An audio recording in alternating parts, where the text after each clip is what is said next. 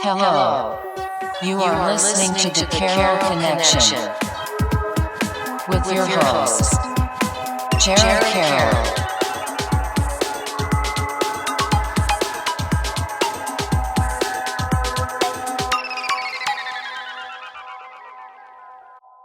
Hey everybody, welcome to the Carroll Connection. I'm your host, Jared Carroll, here to bring you guys another great episode. I did want to take a chance to shout out last week's episode 175 with Junior Lewis, the co-host of the Low Gravity podcast, Uncensored. And on that episode, we talked about him getting into the Air Force. We talked a lot about sports, very sports-heavy podcast. And we talked about him creating his own podcast. And shout out to those guys. I just appeared on their podcast last night. That'll probably release in like a month or so. And they're just really great guys. You should check them out. I'll have Zach on the podcast in the future as well. But if you want to check them out, I tag them all and stuff on Instagram. But if you want to watch that episode, go to the carrollconnection.simplecast.com. Also available Apple Podcasts, Spotify, and all the major listening platforms. If you'd like to watch your podcast, go on YouTube, search the Carroll Connection or at Jared M. Carroll, and it should pop up. And if you want to be a guest or return as a guest, hit me up on Instagram at Jared M. Carroll or at the Carroll Connection, and we'll set that up. So that brings me to today's episode 176 with Danny Mandelli. Hey, everybody. Welcome to the podcast, my man. Thank you, man. Thank you for having me. Honestly, it's a pleasure. It's been a while. It goes back, we were talking a little bit off podcast, back to like our Stop and Shop days where we first met each other, and now here we are years later being able to sit together on a podcast. This is exciting. Honestly, yeah, it was great that, you reached out to me and we made that connection again, Yeah. that we haven't seen in years. Yeah, and I see a lot of great stuff that you're working on. We talked a lot about it off podcast, and I'm excited to get into it on the podcast as well. But just let everyone know kind of like who you are and what you're doing currently.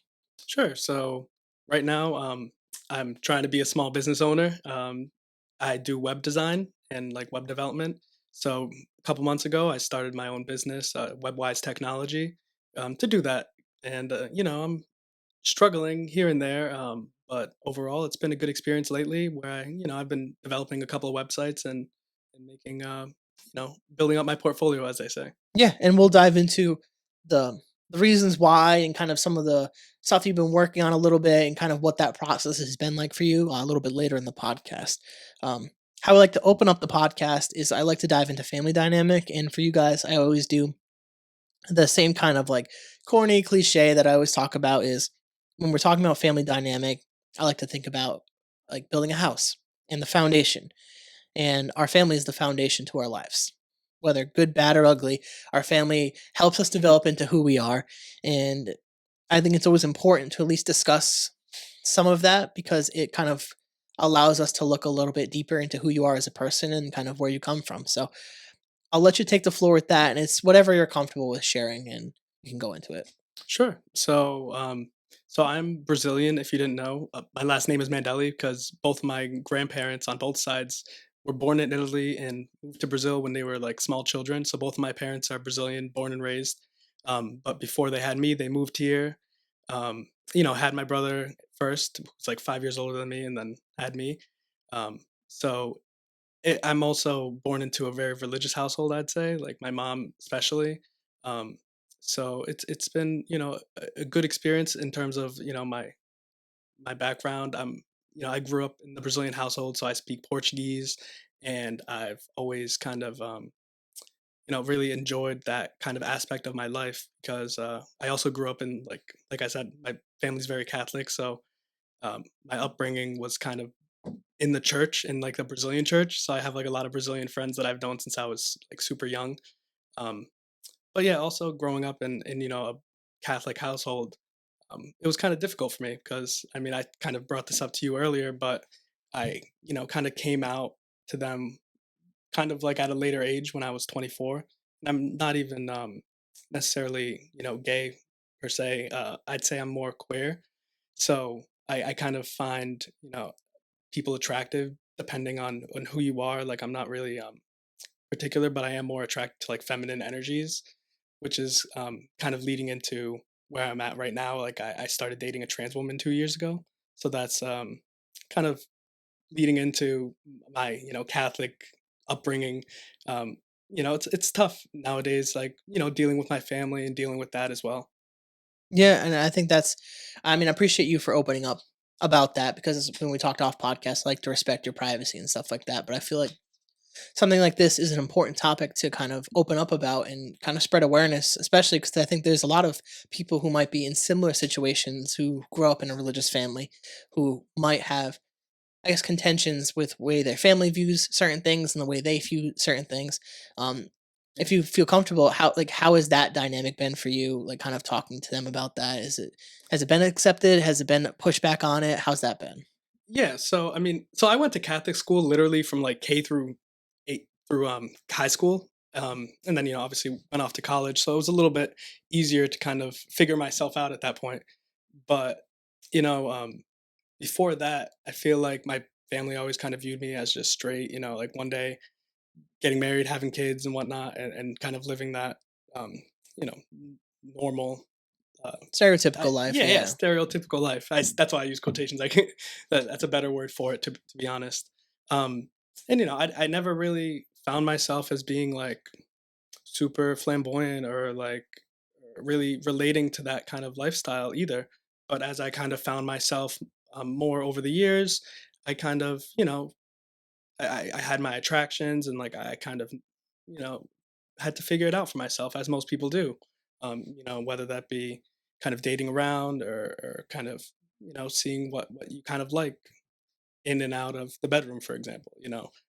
But realistically, I think everybody kind of has to figure that out for themselves, and they can't really rely on their parents to dictate that for them, which is kind of where I feel like when I kind of told my family about it, they kind of retaliated in that sort of way where I kind of made it clear that once I moved out and I was kind of living my own life, like you got to kind of accept me for who I am. And thankfully they do. At this point they're kind of I guess over it, or like they kind of accepted me for that fact. And kind of I feel like we're in a better place than where I was when I first told them. Yeah, I think that's really good that they've been able to kind of at least move past the initial maybe The shock shock. for them. Yeah. And I mean, I guess that's understandable if they have a certain perception of you for most of your life. And um, I think a lot of people that I've talked to that come on the podcast, it's usually that initial leaving the household where they're allowed to start discovering themselves and what they're interested in. And that's where these kind of feelings and emotions towards figuring out themselves come out. And sharing that with family can always be very difficult because people are judgy. People do judge, Yeah. and especially when they hold you to a certain standard of what they think you are, and that standard isn't meant for you to live up to. That's just their standard of you. That doesn't apply to your lifestyle and how you view your lifestyle and the way that you should live. And breaking out of that can be extremely difficult, especially when it's coming from your parents, because obviously we love our parents. Like, they cared for us, and if you come from a household with both parents that are loving and supportive, like, you want to do You good want by them. make them And proud and stuff. yeah, Yeah, and I and still do. I think that's like a huge thing. Yeah, absolutely. But I feel like when it comes to relationships, maybe more like career wise and stuff, like it's a different story. But for relationships, you can't really settle for what makes your parents happy. In the end, you're here to build your own life with whoever you love, and you can't let judgment or other people's opinions of you kind of dictate that. People will love you for who you are, and people will hate you for no reason sometimes. And I feel like you kind of just have to, be the best person that you can be for yourself without, as long as you're not inflicting damage on others, what's the problem? Yeah, that's a very good point. Is when you're just living your life and what you seem fit for you or what you deem fit for you, and that's the most important thing. It's like, are you happy? Do you love your partner? Like, are you guys successful in your relationship? That's the only thing that should matter. Like, not who it is and why you're dating them. That aspect of relationships, especially coming from parents, never seemed fair, or coming from a place of true love and appreciation for their children. Obviously, maybe there's Mhm. something else besides their religion that drives that, because they want to see you happy, and they envision a certain lifestyle for you. But I don't always agree with parents putting the certain type of lens on their children, especially when it comes to their romantic lifestyle, because that's only up to one person, which is you. And that is unfortunate that typically a lot of the pushback comes from religious households because of the teachings of whatever religion that they believe in. But building off a little bit of that, I wanted to backtrack a little bit to the Brazilian aspect. And have you ever gone back to Brazil? Do you still have family in Brazil? Like how is that? Oh yeah, yeah. No, I have most of my family lives in Brazil. I have like one aunt that lives over here, and like a cousin as well. That's her son. But most of my family, I have like maybe 10 aunts and uncles. I think on both sides, like combined, and like tons of cousins. And I've been there a couple of different times. I'm actually a Brazilian citizen as well as an Italian citizen, which is actually kind of cool. That's So pretty like fucking sweet. yeah, so like I have a triple citizenship. I could literally go to Europe whenever I want. Yet I have not, which is kind of sucky. But Brazil, I've definitely been to like maybe about 5 times. I think ever since I was a little kid. Yeah, so definitely a big part of my culture. Yeah, that's actually like amazing to hear that to have the citizenship in three different places. Is that something that eventually you want to like explore a little bit? Is like just to travel out there at least? Oh yeah, 100%. I mean, I'm surprised I haven't done it yet, but I feel like once I'm in a better place for myself too, I definitely want to take that trip. Do you have family in Italy at all still? No, not really. I mean, I think I do like Maybe distant, yeah. distant. Yeah, exactly. But no, none really that are like first or second cousins. I don't think. Yeah. Yeah, so your parents, so grandparents are originally from Italy, moved to Brazil, and then your parents are Brazilian. Mhm. How has the perception been from, I guess, native Brazilians? Because if I look at you in your last name, it doesn't give Oh Brazilians yeah, like. yeah. So Brazil is kind of like the U.S. It's like a melting pot.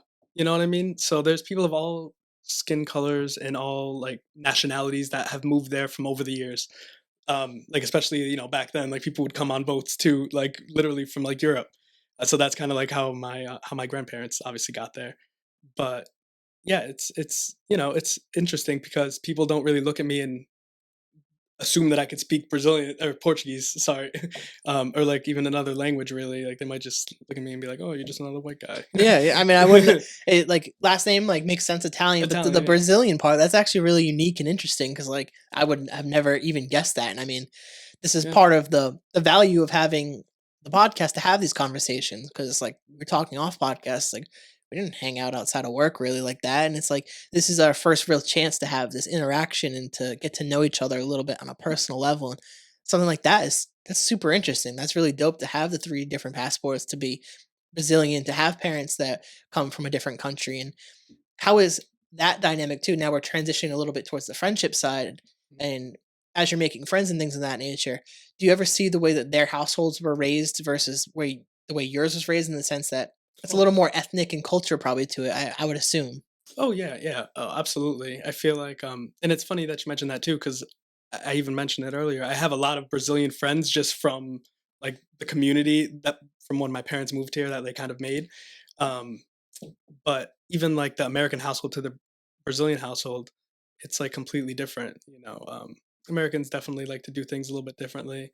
Even like I don't know, just like work ethic too. Like my parents were never really big, like putting on pressure on me. Like they put me through private school, um, because they wanted me to like have a good education, but they weren't really like holding anything over my head. Like they kind of just gave me the responsibility for me to kind of like do well for myself, and thankfully I did. So I didn't really need that kind of pressure that they put on me, and thankfully, I mean, it kind of worked out. Like I did well for myself, I'd say, and like going through school and going to college and everything. Yeah, that's really good to hear because I think um, the stereotype for a lot of people that have international parents is the pressure to succeed in the United States, and they put the Mhm. pressure on the children, especially in the school system, Yeah. because obviously you go back like 10, 15, 20 years, like going to college and getting the education was very sought after because it was linked towards the American dream. And parents that were born in different countries typically sometimes when they come here is to try to get away from a little bit of the struggle of foreign countries and to succeed in the United States, and they want to give their children the best opportunity to succeed. So has your parents ever talked about what their lifestyle or their life was like in Brazil growing up prior to moving to the United States? Oh yeah, I mean, they definitely, have this kind of they're old fashioned when it comes down to it. To be honest, like they have different ideas, like even about like marijuana, for example.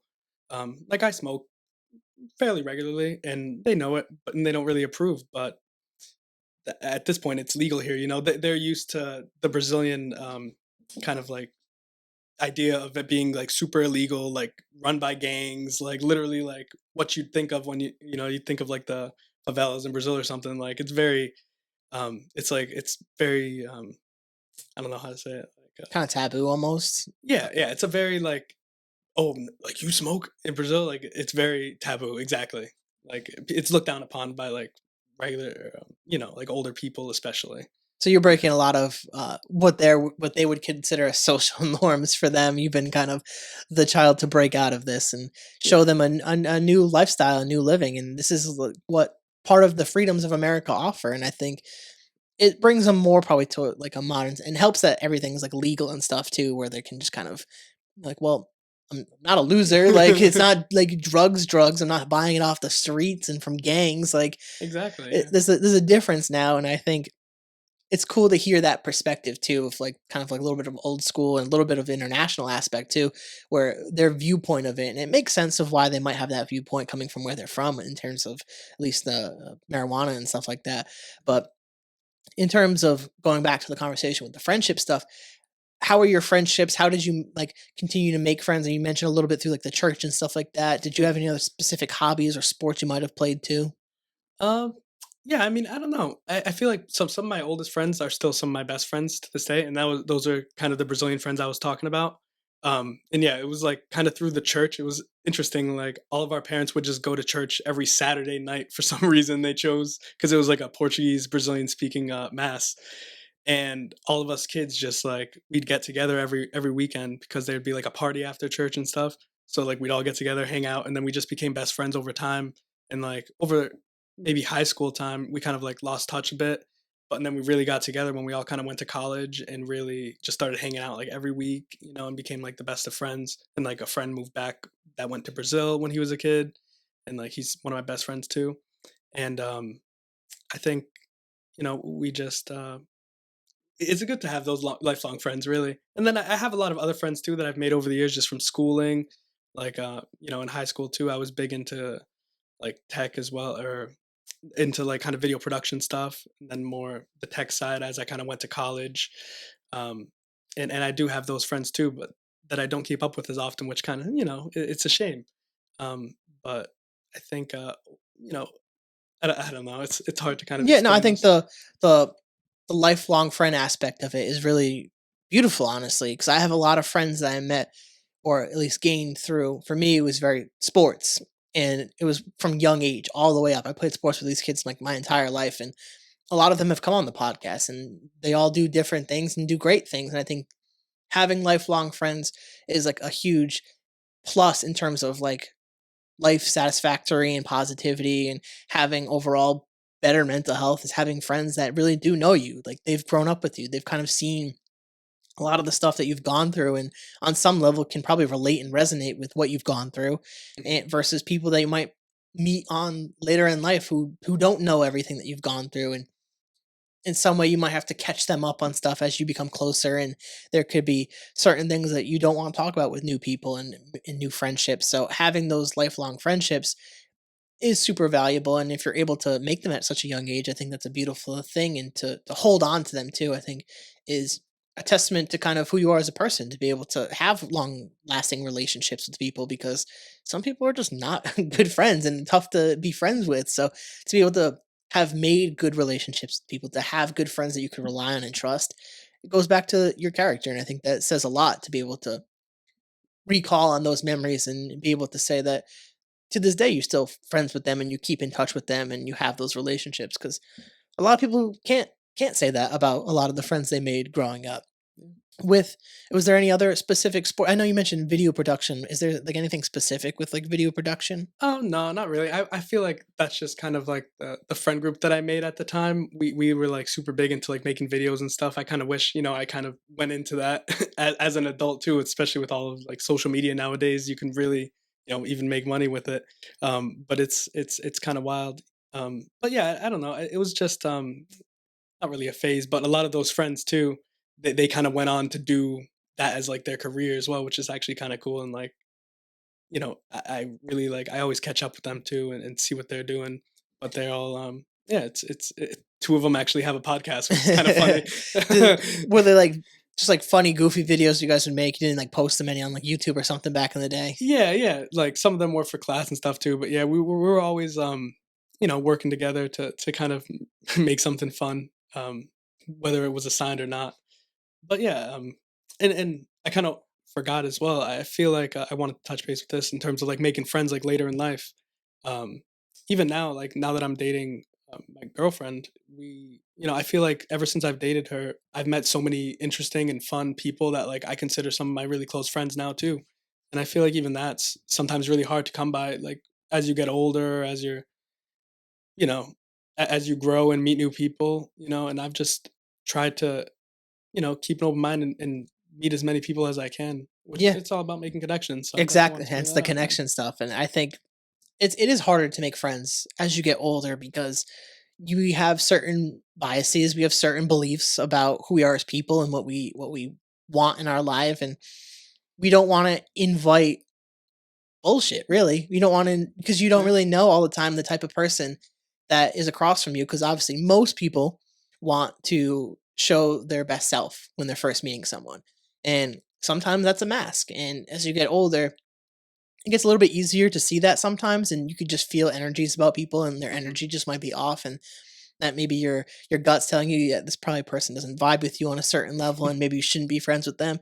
But sometimes you miss that, and that's like the scary part about making friends nowadays is trying to find places that you can connect with them and find things that you relate on. Because obviously nowadays a lot of things are divisive, so it's hard to find people that are open minded to have friendships that go outside of what they believe to. On top of that is that's part of the motivating factor of having so many different conversations on this podcast with people who live completely different existences.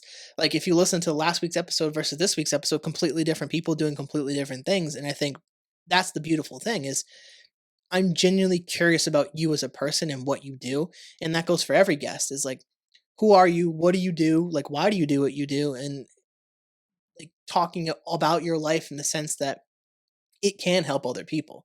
Like your Mhm. life story might help one person, and that one person might help other people. And it's like that whole butterfly effect. And that's like the beautiful thing about opening up and talking about different things that you've gone through. And it's a like I appreciate someone like yourself to be willing to come on a podcast and talk about these things. And we're gonna talk about the great stuff that you're doing now with your web designing, but a lot of this stuff, like the personal stuff, it's hard to talk about, and especially when we're talking about making friends and having relationships and talking about our family, like these are difficult things to open up about on like a public podcast, but it I think it all comes back to the courage that you have as a person to be open about things. And I like appreciate people that are willing to get into their stuff and get into their little bit of their emotions about how they feel about things, because it shows high emotional intelligence that you're willing to have these conversations. And I do appreciate like you for being willing to do something like this, because it says a lot about you.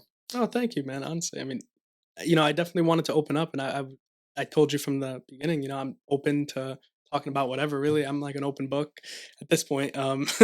But no, it's really nice to be able to have that outlet too, like you said, to be able to, give some, perspective onto my life. But if it can help someone out, that'd be great. Yeah, that's the ultimate goal is by and we don't think that too when we're sharing our story that this might help somebody. And that's my goal is like to be able to look back on this later in life, and I would love to have a family one day and things of that nature, and to be able to show my kids like you can do something cool too. Like this maybe doesn't blow up and I'm not super famous, but that was never the goal. It was to just create something that was mine.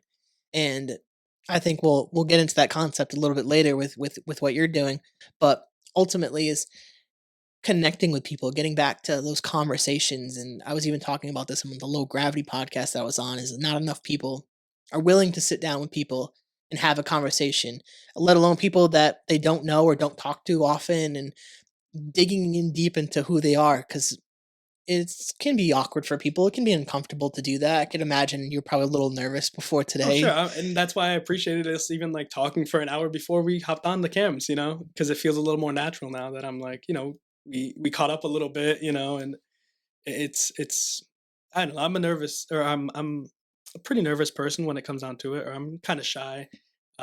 So even doing this is kind of like out of my comfort zone, but it's definitely something that once you reached out to me, I was like, I didn't even have to think twice about it. I was open for it, and I was like, yeah, that sounds awesome. I was super excited because I do understand the nerves of something like this for anyone that comes on a podcast who has never done a podcast, who doesn't like openly post themselves and stuff, especially their personal stuff, to come on here and talk about stuff. And that's why I've always picked my platform the way I have, in the sense of trying to unite it under mental health, because I don't want to push people away from having open conversations about who they are and what they go through, because everyone has stuff, everyone goes through things, and there's a huge value in seeing and hearing people.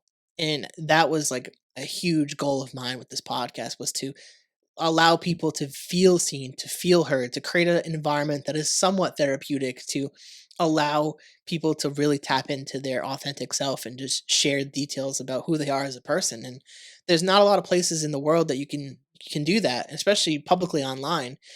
There's a lot of critics and judgment placed on people, and I just didn't want my platform to be like that. I wanted to invite anyone and everyone and anyone to come on the podcast and just talk. Like, I'm always down for the conversation. It just, I open it up to whoever's willing to have that conversation, and it goes back to being willing and stepping out of that comfort zone. And that's a huge thing for you wanting to come on here and do this. And it's, again, I appreciate it. And as we're building with this conversation, we start looking towards high school, senior year.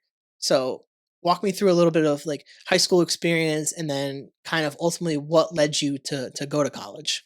Sure. So in high school, I was, I wasn't necessarily popular or anything, but I was definitely, I was one of like the geeks, I guess. Like all my friends, like I said, we were all into like making videos, and we were, I did like when I was a sophomore, like I did one play, you know what I mean? So like those were kind of my friend group at some point.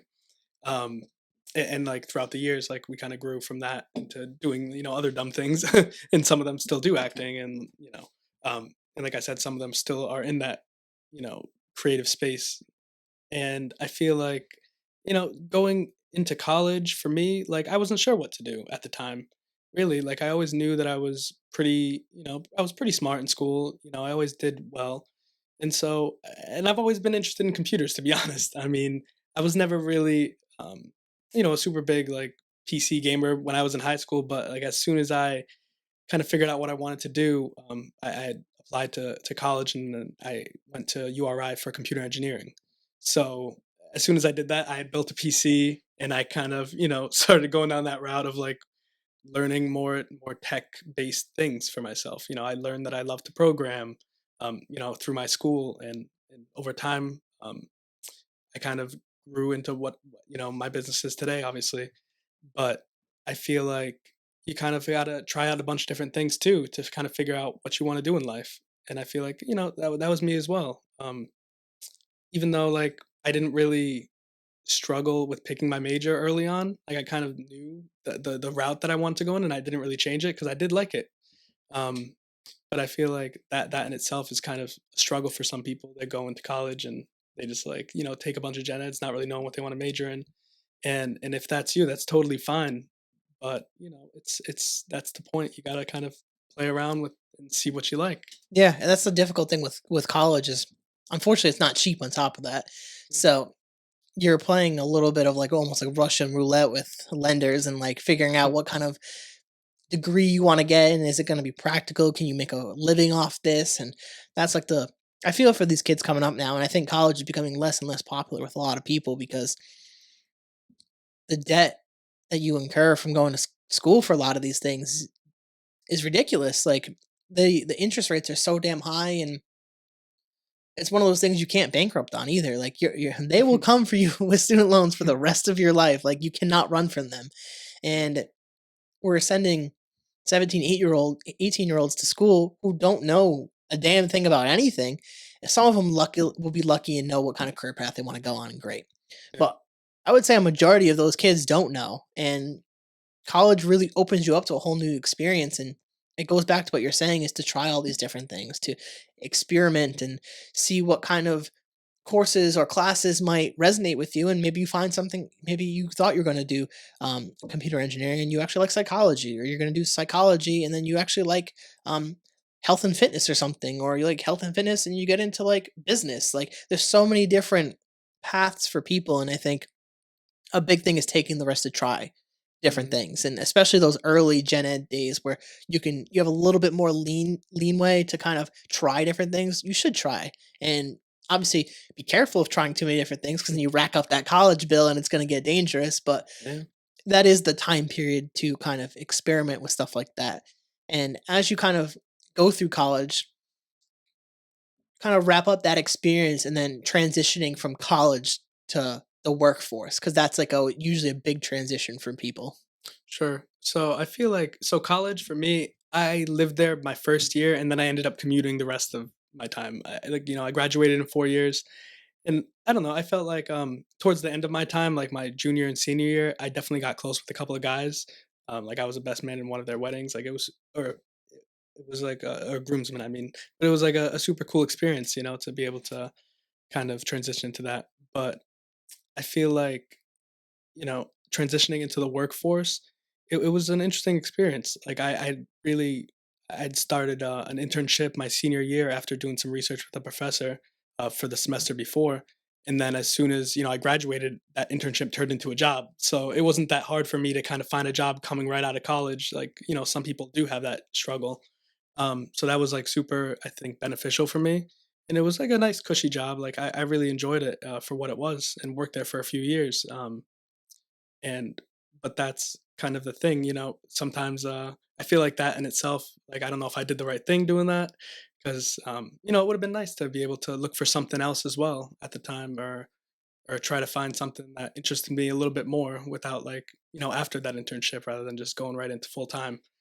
But yeah, I feel like that in itself too was, you know the conversation of you got to try more things, which is why I'm kind of doing my own thing right now. Yeah, let's dive into a little bit of that. And like the culture now very heavily, I would say, encourages people to pursue their own thing. And I don't think it warns people enough about the risks that come with it and the dangers that come with it, because most people do fail. Most people, when they try to start their own business, they maybe don't have enough finances saved to invest into it. Maybe they don't get the right people to buy into what they're doing. Maybe they don't have customers for what they're trying to do. There's a lot of risk involved. So I want you to kind of dive into making that leap from kind of like that 9 to 5 lifestyle to finally being like, you know what? I'm going to try to do my own thing.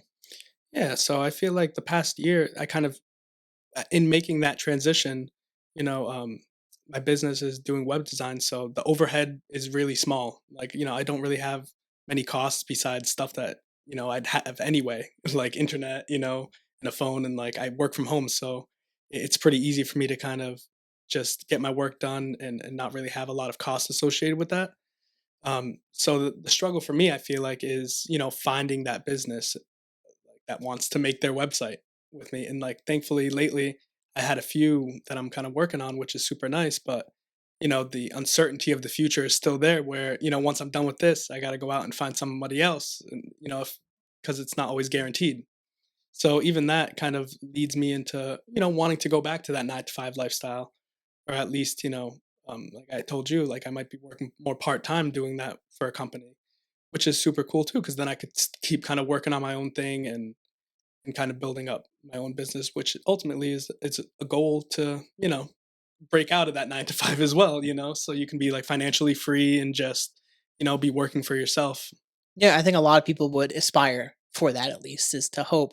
And I think what you're doing, at least opening the door to some part time work on top of what you're doing, I think might be the best path forward, because it allows for a little bit of what we talked about off podcast, the stability to come through and give a little bit more extra money flow, while also still working on your seems like your passion project. Like it's becoming your business and you're making a lot of good decisions off that. Like what was the decision, or why was the decision to go into like web-based creating? Like what was the interest there? So I've always been, ever since I graduated, I kind of shifted more towards, I guess, like just software development in general. But and then because I graduated with computer engineering, so that's like a mix of electrical and programming as well. But I try to focus more on just software and more now web-based stuff, just because I feel like, the space there is so big, and, eventually if I like create my own application or a web app or something, there's a lot of potential there, even with like AI, for example, or just like the possibilities are endless, really, or crypto. I feel like that's kind of the space that I want to be in rather than just working for a company doing one thing. Yeah, I'm glad that you brought up AI because I think this brings into a very interesting conversation with the way that the future is looking with AI. How is AI how, or at least how is AI affecting your industry, and like what have you seen, um, the benefits and maybe some of the negatives of AI? So I feel like right now, at least, like the hiring industry in terms of like the tech industry, I've definitely seen a lot of, struggle there for just everybody versus, there's a lot of companies that are laying people off, like big name companies. And because of AI too, because they're kind of replacing people, or I don't know. I feel like AI, to me at least, like I've used it in tandem with my business. I use it all the time to just be able to facilitate something that I don't really know about, rather than looking up something on Google. Sometimes I'll talk with chat GPT or something, and I feel like to me it's helped immensely just for me to kind of multitask and also work on multiple things at once. But it's more of like a tool that I use to help me do what I need to do a little bit easier, rather than something that will fully replace me one day. I don't think that's necessarily it either. The possibilities there in certain industries, but I feel like people need to take advantage of what AI is and the possibilities of it in the future. And that's kind of why, even in my business and stuff and other things that I'm working on, that's definitely, where the ideas spring, like what can be, invented, or how could it be used to help me do what I need to do. I think that's the right mindset with AI. I was diving into this last night on the low gravity podcast that I was on, and people are scared of AI because of that fear of them being replaced by AI, which is a valid fear. But I agree with you in the sense that this is a very useful tool that we could utilize to help make our lives easier, because I want to think things like social media and AI were created for good. Obviously, they sometimes take a mind of their own. People throw money at things, things become negative, evil, toxic, whatever. But I think AI has the potential to really help the human race move forward and really adopt new ideas and embrace different kinds of knowledge, because it has access to things that us as people just really don't. Like, we can't take all those different things, do a little formula, and like calculate something for us and give us the best solution on how to do something. Yeah. Like, it can though.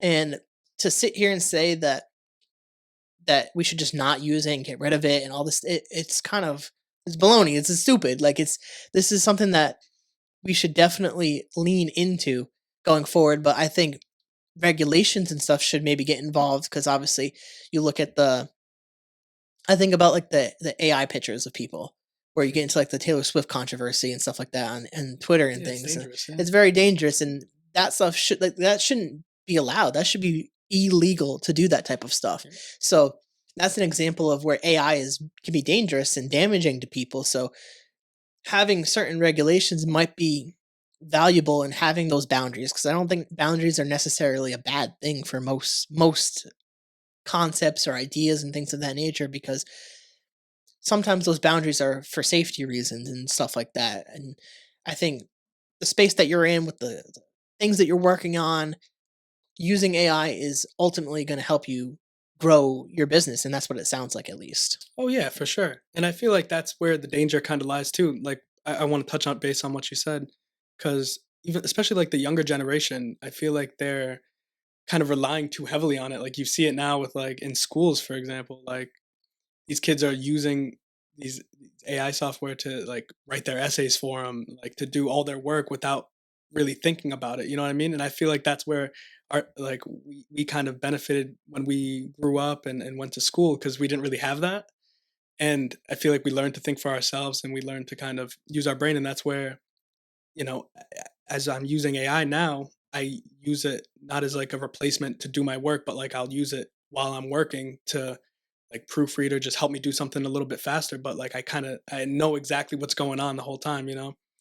And that and like the dangers of AI with photos and video now too. Like, I don't know if you've seen any of the recent, AI videos that could be generated. It's like, you know, indistinguishable from real life. It eventually it'll be hard to, tell what's real and what's fake from like deep fakes, like you said, with celebrities and whatnot. Yeah, It's scary. it's definitely dangerous to see where that could go, and I think you're making a really good point with children and AI and Chat GPT and having things write essays for them, and I think it opens up a dangerous conversation with, are these kids actually being allowed to process things, to think about things on their own terms? And when I said this a lot on this podcast, but when I think about social media, I kind of like created this in my own like statement about it, but social media should be a tool for communication, but it should never be the only avenue of communication. And you could almost apply that somewhat with AI, is it should be a tool for creation, but it shouldn't be the only avenue for creation. Like, when you're starting to remove the human element, the human aspect of things, and just using AI technology, you're removing what makes humans unique and different, because we have the ability to fuck up. We have the ability to say the wrong thing or do the wrong thing and make mistakes. Like, a lot of the time AI is pretty perfect. Like, obviously there's going to It'll be just get stuff. better. Yeah. Yeah, and it's self-learning. It learns from things, and it learns faster than what we do, and Mhm. that's where it should be a tool, but we shouldn't allow it to, I mean, allow is a loose term because it'll probably do what it wants, but we should have certain abilities to make sure that we are just using it for what we need it to use it for, and not allow it to kind of like take over our society, because that can be very dangerous for a lot of people and it's scary. Oh yeah, I mean, there's the implications are endless, really, like in all industries, really. Um, and I feel like, yeah, it's definitely worth thinking about, and even like politicians or just regulation in general should be there at some point. And I feel like it's kind of like the Internet of Things era, when all those websites were kind of starting up. Nobody regulated them well, and now look at them. They have all of our data and they're selling it. For while we're kind of addicted to them. You know what I mean? There's no regulation there still. I mean, yeah, they're trying to ban TikTok, but that in itself is its own thing, I think. So they're not even trying to ban it, they're trying to force it to be sold to a US company, then take the data from the US company instead of it being transferred out. So it's like it's not even being forced to be sold for a good reason, because they just want control of it too. It's just like they Yeah, want our data, and our data is the commodity. That's what it's the it's, new yeah, gold. it really is. And in a Yeah. social media world, that's what's valuable, and it's kind of crazy to see that. But talking about social media, how has that been with your business and trying to like self market and promote and connect with customers or clients on social media? I mean, it's definitely. I feel like it's been tough. I've tried a few different avenues and stuff. Even not really even paid advertisement, but just like putting ads out here and there, making posts here and there.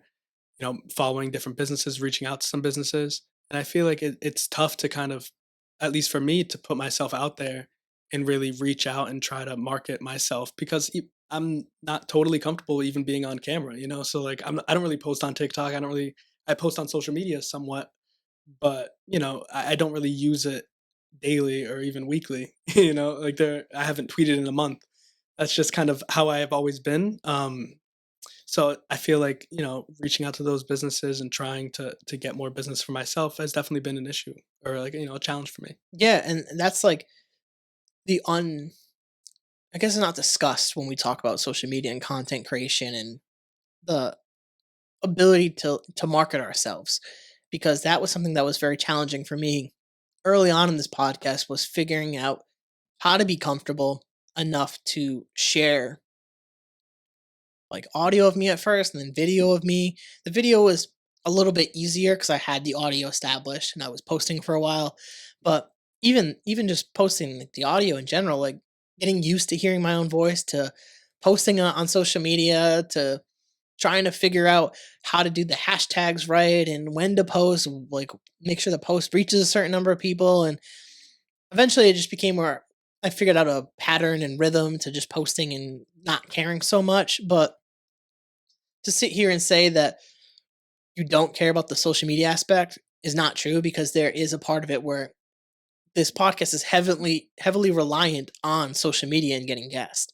And through the social network that we create on social media, is very important. So it's like I can imagine the struggle of trying to reach out to different businesses or reach out to different people and to go about that. Like how do you go about that actually? Because that's a unique thing. Is like how do you like do you just reach out, or do you look for specific people that might need a website? Do you look at current websites that could use updating? Like Yeah. what's like your process for figuring out like who could be a good customer and reaching out? Yeah, I'd say it's a little bit of both for that. Like, there's a lot of crappy websites out there, let's be True. honest.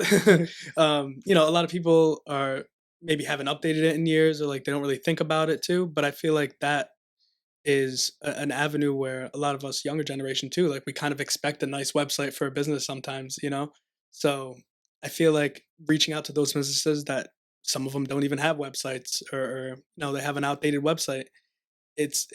Sometimes they don't even really realize the benefit of making a nice website for their business, like, and how that can drive business to them as well. Even though they might have enough business to get by, or even to thrive really. But it's kind of tough because not everybody wants to do that. Even if they do have an outdated website, they're like, oh, it's good enough. Yeah, a lot of So, people are satisfied with that because part of them they don't want to invest.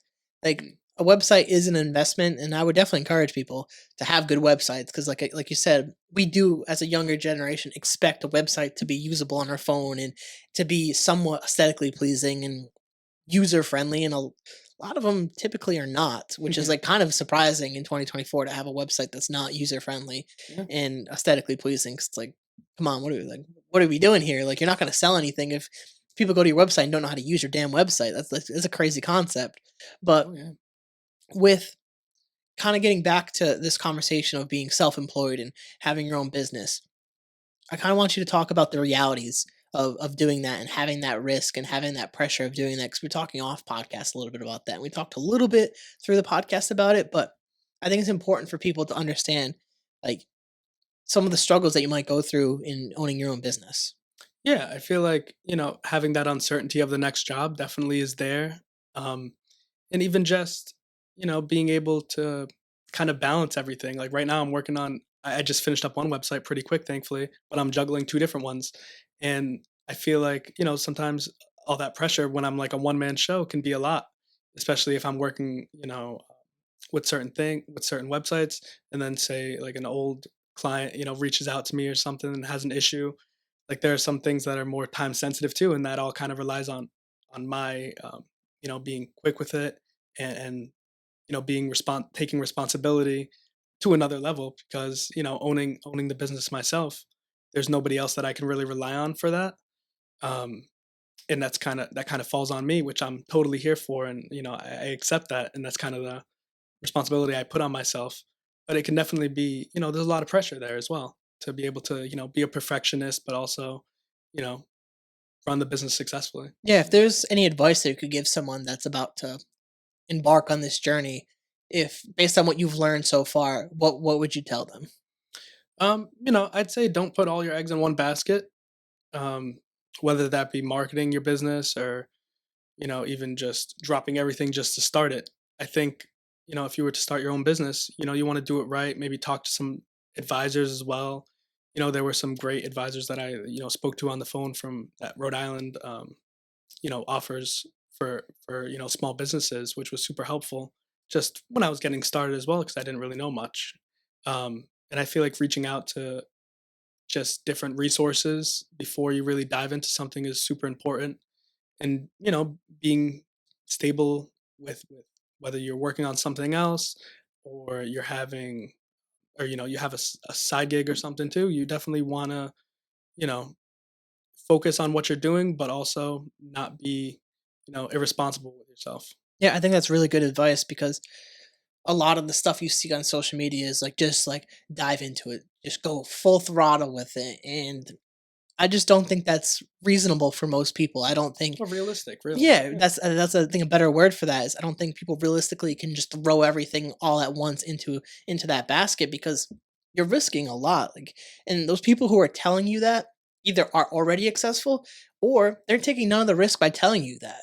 And and they don't. And the third thing, they don't know your situation financially, or your job or your living situation. None of that. They don't know anything about you. They're just giving you some general advice on trying to help someone do something. But I think what you're saying is very practical and reasonable because I don't think enough people factor in reason into what they're doing. And they just kind of just will go for it out of pure emotion. And I mean, that can be great and it can work for some people, but I try to think a little bit more logically and practical about stuff. And I think approaching it in the way that you're saying would lead to more long-term success because in our society it's the quick short-term success that people chase, it's the instant gratification that people want. So I think what you're saying actually resonates with me really well. And even that, I feel like I've fallen victim to that too. Like when I first started the business, I did kind of rush into things a little bit, and without really having like a super big game plan. And yeah, I'm lucky because the industry I'm in is, like I said, is it doesn't require a lot of overhead. I don't have an office, and I'm just paying myself. So it's a little bit easier when I'm running a one man show. But you still want to have those, that safety net behind you as well. You don't want to just quit your job and pursue something 100% without really having that plan to go for it, I'd say. Yeah. How about the effects on your mental health with owning your own business? I can imagine, like you mentioned, pressure and stuff, but how do you kind of cope with things? How do you work through things? Like, how do you not let it get to you? I've always had like a pretty positive mentality throughout my life, so it's hard to get bogged down. Or even if I do, I'm quick to pick myself back up. Um, but the stress itself too, I've never really been a super stressful person. I definitely have anxiety, but it's more social, I'd say. So when I'm like kind of working on something, I try my best to figure it out. I've always been a good problem solver, so that's where I feel like my strengths kind of lie. Um, I definitely kind of take the time to think things out and try to figure out something the best route that I could take without rushing into things now. um, but there's definitely some pressure there to be able to succeed, and obviously you want to make money ultimately, and have a successful business. So it's definitely it's always a struggle. Yeah, I would definitely say, even from just knowing you back in the day, just from like our work interactions, that you were always very positive and had like a more bubbly personality, and it didn't seem like too many things would bother you, at least from like an outside perception. So, like, I would agree with kind of what you're saying and how you kind of handle things, and I think not allowing that pressure to kind of dictate your emotions and how you feel about things is really impressive because especially with stuff like that, a lot of people could fold under pressure and give up and quit. And seeing your ability to pivot, if you're like maybe I'll do some part-time work and bring in some extra money, or being willing to pivot on things, I think is an important aspect with owning your own business or creating content, is not being so rigid with what you do. And I think it's going to lead to a lot of long-term success on top of that. um we are getting towards like the back end of the podcast, so I kind of want to start wrapping things up and tying some knots. But I do have like that one more question for you, but I want to allow you the opportunity. If you hadn't said anything you wanted to say or talk about something you wanted to talk about, is there anything that you wanted to kind of mention before we shift gears to wrapping things up? No, I mean, I feel like I've kind of said my mind on the different topics that we've talked about. Honestly, I feel like yeah, it's been a great conversation so far. Yeah, So I always just like to offer the opportunity in case we missed anything or you feel like you hadn't said anything, or if something came to mind as we were having the conversation. I always like to offer that to my guests before we wrap things up. So I appreciate it, but I think that's okay, all right. cool, cool, Yeah. cool. So, Danny, my last question for you is, what would your advice be for someone who wants to pursue their passion? If you want to pursue your passion, you gotta plan, like I like we kind of were just talking about. I don't know. I feel like I've over the past year, I've kind of dove into a lot of different little projects and stuff. Or like I'm working on an app as well that we kind of talked about earlier. Um, but like if you like something, you can go for it, but you don't want to go all in on it. If you really have a passion, it's gonna be there forever, really, if you're really passionate about it. So whether that be your business or a hobby, or a hobby turned into a business, like that's even better for it. But you don't have to, you know even dedicating all your time to something is is a lot. Sometimes it can take a lot out of a person, and sometimes you're not always successful with it. That's just the reality of things. So definitely, pursue your passions, but responsibly, and try to, take it one step at a time, really. Um, yeah. I think that's fantastic advice. It's definitely something that I would take to heart. Is when people talk about passion, it's very rah rah and go get it type stuff, but the actuality of reality is planning and being like due diligent with your research and looking into things. Like chasing your passion is a hard, difficult thing to do. And I think advice like that is very good for people to kind of take in and kind of be respectful, especially in an economy like this where things are tough and people are struggling. Like I still encourage the pursuing your passion, but like you said, pursue your passion, but do it responsibly. I think that's so good. Oh yeah, I mean, I've even told you too. Like, I'm looking again for like a 9 to 5 or something as well. Like, if it pops up, sure, I might go back into that lifestyle just because I could still work on my passion on the side or in my free time. That's never gonna leave me if it's my passion, which is in this case, yeah, I'm trying to start my business, and I feel like it's important to pursue those dreams really. Yeah, I think that's fantastic. And Danny, I really do appreciate you coming on the podcast and opening up about your life and sharing stuff about who you are and what you do. And I just always like to thank my guests for coming on. It's just I appreciate it, and this podcast wouldn't exist without people like yourself. Oh man, it's a pleasure to be here. Honestly, it And was. if you want to plug anything, you can plug anything for people if they want to reach out to you for any business. Sure. So like I said, my business is Webwise Technology. You can go to webwisetechnology.com and reach out there if you'd like. Maybe you'll link it. Yeah, yeah, I can link um, anything. but yeah, no, you can reach out to me too. My handles on most things are Danny Mandelli, um, spelled as is. And I'm an open book. If you ever want to reach out to me and talk, or you ever want to make a website, please, I'm open to working with you, and I'd be happy to kind of make your dreams come true. Perfect. I'll link everything in the bio. And again, appreciate you for doing this. For you guys, if you like the podcast, please rate, review, subscribe, share with your friends, share with your family, share with your grandma. Check it out, thecarolconnection.simplecast.com. Also available Apple Podcasts, Spotify, and all the major listening platforms. And if you like to watch your podcast, go on YouTube, search The Carroll Connection or at Jared M. Carroll, and it should pop up right for you. And like I always say, if you want to be a guest or return as a guest, hit me up on Instagram at Jared M. Carroll or The Carroll Connection, and we'll set that up. So, till next time, guys, peace.